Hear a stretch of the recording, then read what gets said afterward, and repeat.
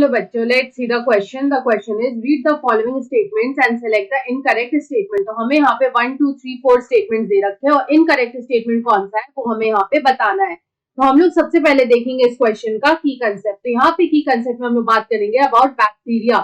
तो बैक्टीरिया जो होते हैं they are sole members of kingdom Monera. वो बिलोंग करते हैं किंगडम मोनेरा को. तो हम लोग बोल सकते हैं that bacteria are the sole members of the kingdom Monera. यहाँ पे ये बिलोंग करते हैं टू द किंगडम मोनेरा. तो अब हम लोग यहाँ पे एक एक करके जितने भी स्टेटमेंट्स है उनको चेक करेंगे. जो फर्स्ट स्टेटमेंट है वो लिखा है though bacterial structure is very simple they are very complex in behaviour. तो हमारा जो फर्स्ट स्टेटमेंट है वो यहाँ पे करेक्ट है या फिर हम लोग बोल सकते हैं it is a true statement. अगर हम लोग यहाँ पे बैक्टीरिया के स्ट्रक्चर की बात करें तो बैक्टीरिया का जो स्ट्रक्चर है it is simple. The bacterial structure is simple. लेकिन अगर हम लोग यहाँ पे बैक्टीरिया के बिहेवियर की बात करें तो इनका जो बिहेवियर है वो होता है कॉम्प्लेक्स. तो यहाँ पे ऐसा कैसे होता है कि how is the structure simple but the behaviour is complex. तो यहाँ पे अगर हम लोग बैक्टीरिया की बात करें तो जो बैक्टीरिया होता है अदर ऑर्गेनिजम्स के कंपैरिजन में जो बैक्टीरिया होता है दे show the most extensive.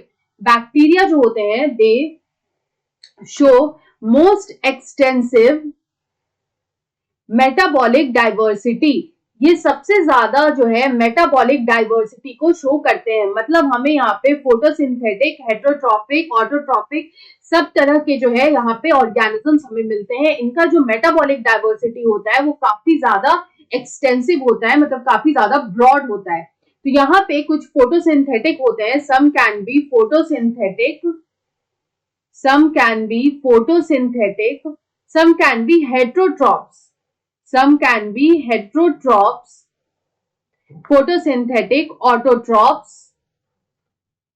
autotrophs, chemosynthetic, chemosynthetic and also decomposers.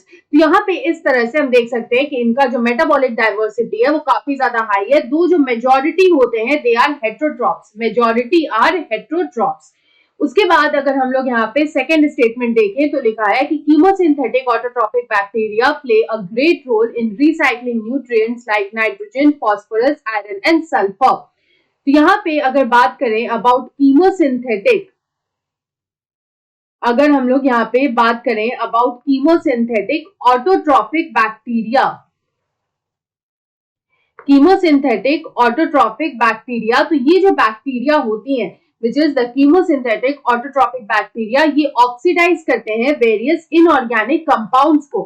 They oxidise various inorganic compounds. कई सारे जो इनऑर्गेनिक कंपाउंड्स होते हैं उनको ये ऑक्सीडाइज करते हैं. Here we can say that they oxidize various inorganic compounds. तो कई सारे जो इनऑर्गेनिक कंपाउंड्स होते हैं ये उनको ऑक्सीडाइज करते हैं.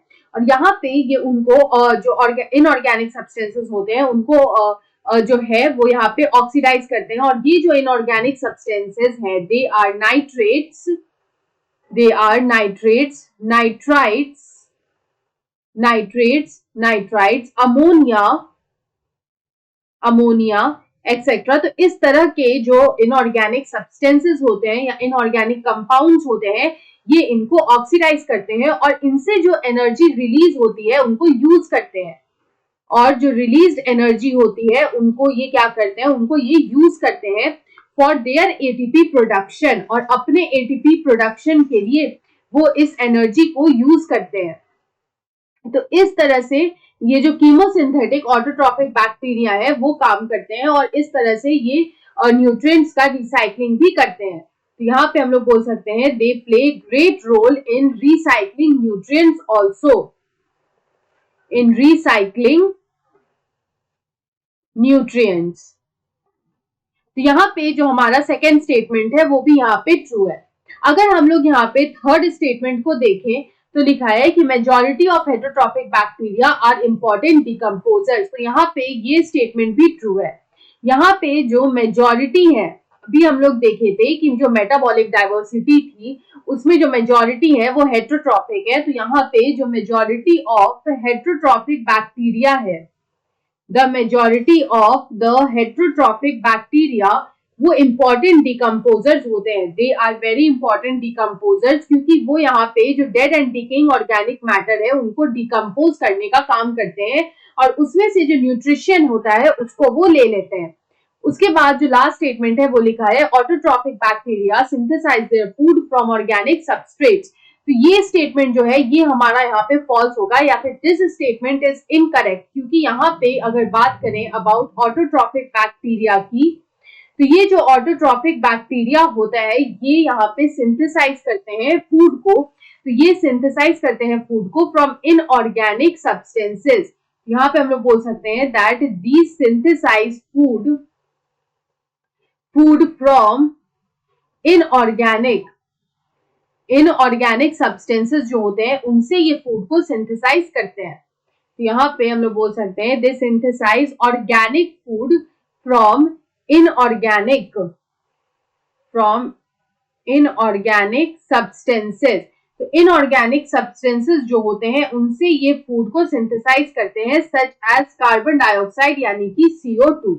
तो CO2 जैसे इनऑर्गेनिक सब्सटेंसेस से ये यहाँ पे फूड को सिंथेसाइज करते हैं। तो यहाँ पे हमसे इनकरेक्ट स्टेटमेंट पूछा था, तो हमारा जो ऑप्शन 4 है कि autotrophic bacteria synthesize their food from organic substrates, ये गलत है क्योंकि वो सिंथेसाइज करते हैं from inorganic substrates such as carbon dioxide. So option 4 is the right answer. I hope you understood it well. Best of luck.